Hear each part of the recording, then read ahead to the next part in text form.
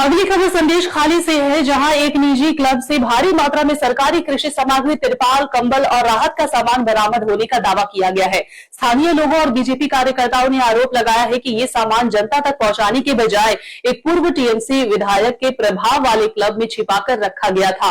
मौके पर भारी हंगामा हुआ, नारेबाजी हुई और अब पूरे मामले की जांच की मांग तेज हो गई है। आखिर गरीबों के लिए भेजा गया सरकारी सामान क्लब तक कैसे पहुंचा? उत्तर 24 परगना के संदेश खाली इलाके से एक बड़ा विवाद सामने आया है। कानमानी क्षेत्र में स्थित एक निजी क्लब से भारी मात्रा में सरकारी कृषि उपकरण, तिरपाल, कंबल और विभिन्न सरकारी योजनाओं की राहत सामग्री बरामद होने का दावा किया गया है। इस घटना के बाद पूरे इलाके में राजनीतिक और सामाजिक हलचल तेज हो गई है। स्थानीय लोगों का आरोप है कि यह क्लब पूर्व टीएमसी विधायक सुकुमार महतो के प्रभाव वाला माना जाता है। ग्रामीण और बीजेपी कार्यकर्ताओं का कहना है कि उन्हें गुप्त सूचना मिली थी कि आम लोगों और किसानों के लिए भेजी गई सरकारी सामग्री क्लब के अंदर छिपा कर रखी गई है। इसी सूचना के आधार पर बड़ी संख्या में लोग क्लब पहुंचे और वहां मौजूद सामान को देखकर हैरान रह गए। प्रत्यक्षदर्शियों के मुताबिक क्लब के अंदर बड़ी मात्रा में कृषि उपकरण, आपदा राहत के लिए भेजे गए तिरपाल, सर्दियों में वितरण के लिए रखे गए कंबल और अन्य सरकारी सामग्री मौजूद थी। इसके बाद इलाके में लोगों की भीड़ जमा हो गई और पूर्व विधायक के खिलाफ जमकर नारेबाजी शुरू हो गई। ग्रामीणों का आरोप है कि गरीब और जरूरतमंद लोगों तक पहुंचने वाली राहत सामग्री को जानबूझकर रोका गया और निजी कब्जे में रखा गया। प्रदर्शन कर रहे लोगों ने पूरे मामले की निष्पक्ष जांच की मांग करते हुए दोषियों के खिलाफ कड़ी कार्रवाई की मांग की है। घटना की जानकारी मिलते ही पुलिस मौके पर पहुंची और स्थिति को नियंत्रण में ले लिया। प्रशासन अब बरामद सामग्री की जांच कर रहा है और यह पता लगाने की कोशिश की जा रही है कि ये सामान वहां कैसे पहुंचा और किसके निर्देश पर रखा गया था। फिलहाल इस पूरे मामले ने संदेश खाली की राजनीति में नया तूफान खड़ा कर दिया है। अब सभी की निगाहें जांच एजेंसी और प्रशासन की कार्रवाई पर टिकी हुई है। सवाल सिर्फ राहत सामग्री का नहीं, सवाल उन गरीब लोगों का है जिनके नाम पर भेजा गया सामान आखिर उनके हाथों तक क्यों नहीं पहुँचा।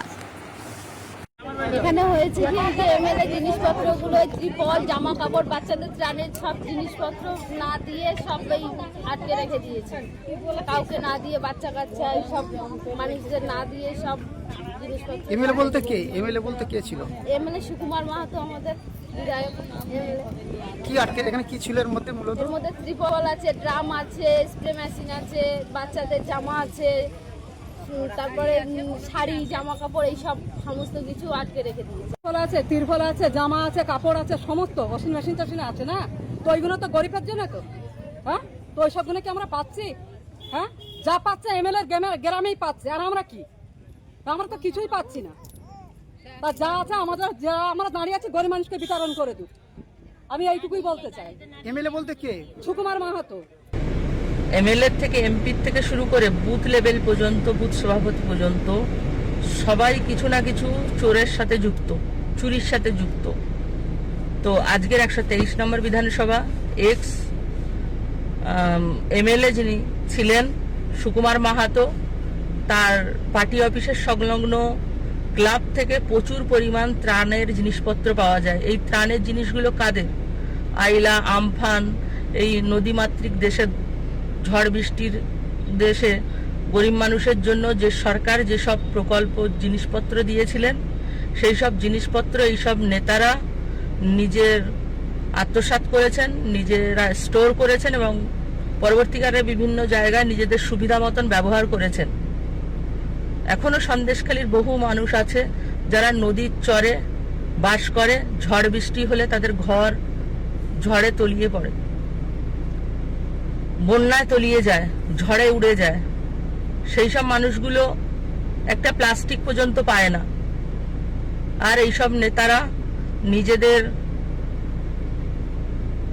আত্মসাৎ করে রেখেছে, নিজেদের কাছে রেখেছে এই গরিব মানুষগুলো ত্রাণের জিনিসপত্র। ছি, এদের লজ্জা লাগার দরকার। দীর্ঘ 10 বছর ধরে আমি বিধায়ক।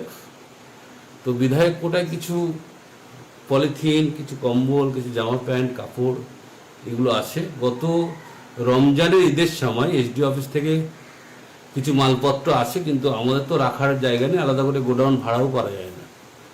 তো আমি এটা হল ঘরে এই মালগুলো রেখেছিলাম। কিন্তু রমজান মাসের শুরুর সঙ্গে সঙ্গেই ভোট ঘোষণা হয়ে যায়। ভোট ঘোষণা হওয়ার পর নির্বাচন বিধি লাগু হয়েছে।